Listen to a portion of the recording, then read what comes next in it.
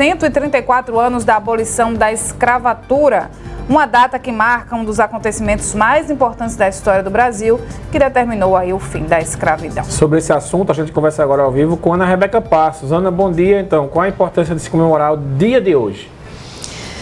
De direitos, não é? Dia de luta, de continuar lutando, não é? Pelos espaços que nos são proporcionados e que a gente pode ocupar. Tá? Agora, a gente precisa se enxergar nesses espaços, a gente precisa também ser referência para outras pessoas e desmistificar muita coisa ainda sobre esse tema. A data 13 de maio, Mário e Renata, né, de 1888, pôs fim a um período muito difícil para quem tem a pele negra, né, para os escravos no nosso país. E aí, ao longo desses anos, muita gente vem trabalhando, vem lutando, defendendo a causa para que aquela realidade não volte a acontecer. Mas, infelizmente, Lucimere Passos já está aqui comigo.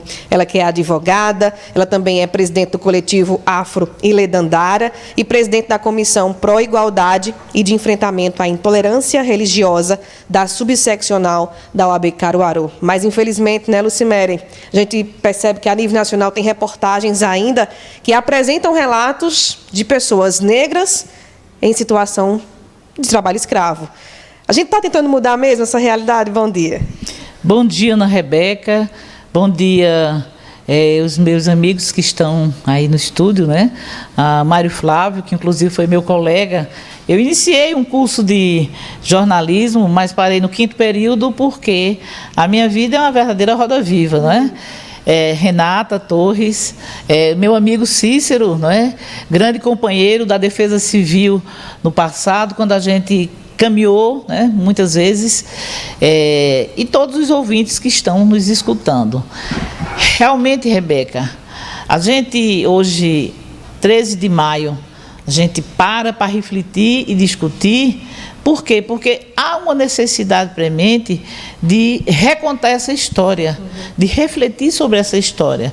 Quando a gente hoje, em pleno século XXI, ainda se defronta com uma realidade que é inadmissível, em que seres humanos negros, afrodescendentes, ainda têm que conviver com uma realidade de escravidão, de trabalhos análogos àquele período da escravidão. Então, há uma necessidade. E outra coisa, do ponto de vista legal, nós temos aí realmente uma lei, não é? Hoje fazem exatamente 134 anos da promulgação da Lei Áurea, não é? Naquele 13 de maio de 1888. Tem muito mais tempo, uma lei anterior, que já era uma esteira para chegar na Lei Áurea, que é a Lei dos Sexagenários, não é?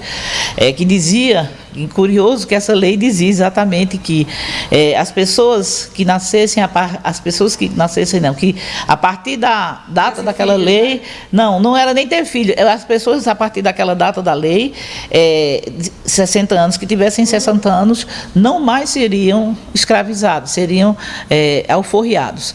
Ocorre que a média, né, de idade, as pessoas chegavam assim, só chegavam a 50 e poucos anos, né, porque a sua trajetória enquanto escravizado, de trabalhos realmente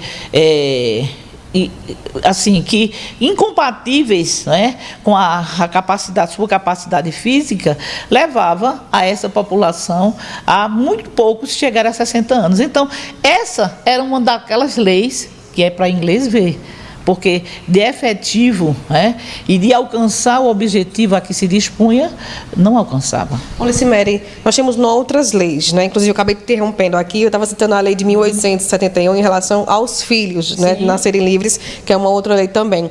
Nos dias de hoje, quais leis, não é, que dão oportunidade, dão direitos e que amenizam a situação para quem é negro no Brasil?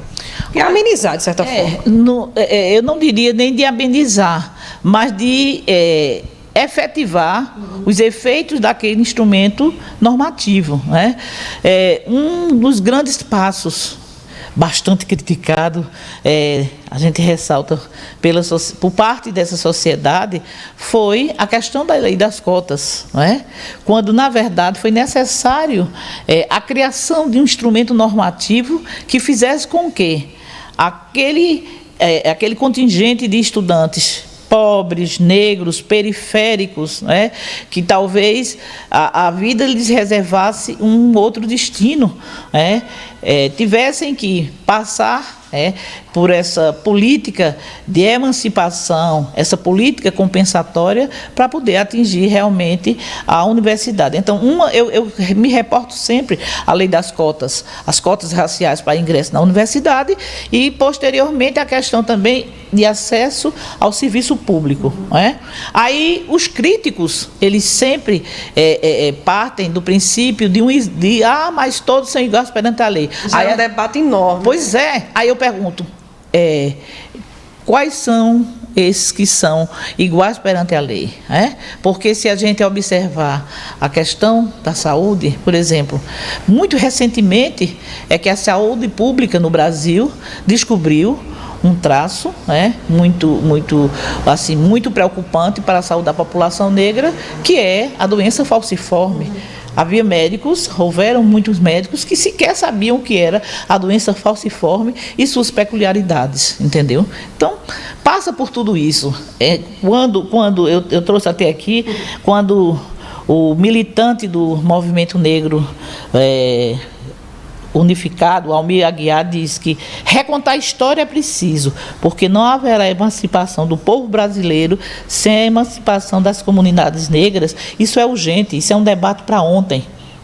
Hoje, no 13 de maio, na cidade de Caruaru, a Comissão Pró-Igualdade Racial e de Enfrentamento à Intolerância Religiosa da Subseccional OAB Caruaru, da qual hoje eu estou presidente, nós vamos exatamente abrir nessa cidade um espaço para essa discussão.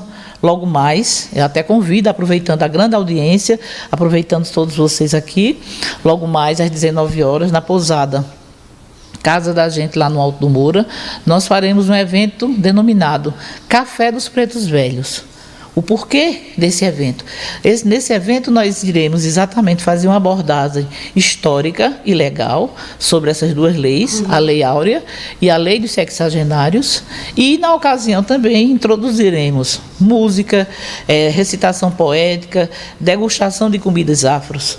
Mas assim, o grande item desse evento vai ser exatamente mostrar aos nossos convidados, as pessoas que comparecerão, e é um evento público, viu? É um evento público, gratuito, só tem um porém, tem que ligar para o AB, para o número 37210459, para poder exatamente ter acesso, porque o espaço lá é um espaço limitado, e aí a gente não quer, para participar. Hoje nós já, assim, antes mesmo de acontecer, a gente já fica contente, porque já tem quase 50 pessoas inscritas, quando o espaço é para 60. E outra, Lucimere, poder realizar eventos como esses nos dias de hoje. Pois não é. A gente tem essa liberdade. Pois é.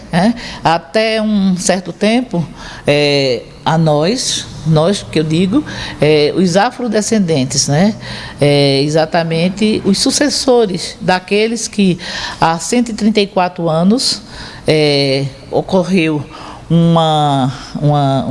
ocorreu a promulgação de uma lei onde dizia que a partir de então todos seriam livres, mas liberdade não só implica no ir e vir, liberdade implica também na questão de direitos, na questão de acesso a direitos básicos previstos numa Constituição. Muito bem. Lucimere Passos, ela é advogada, presidente do coletivo Afro Ilha Dandara e também presidente da Comissão de Pró-Igualdade e Enfrentamento à Intolerância Religiosa da OAB Caruaru, conversando com a gente nesse dia 13 de maio. Mário, Renata. Obrigada, Ana. Obrigada, Lucimere, também um grande abraço, aqui o Manhã Cidade, falando sobre a abolição da escravatura, 130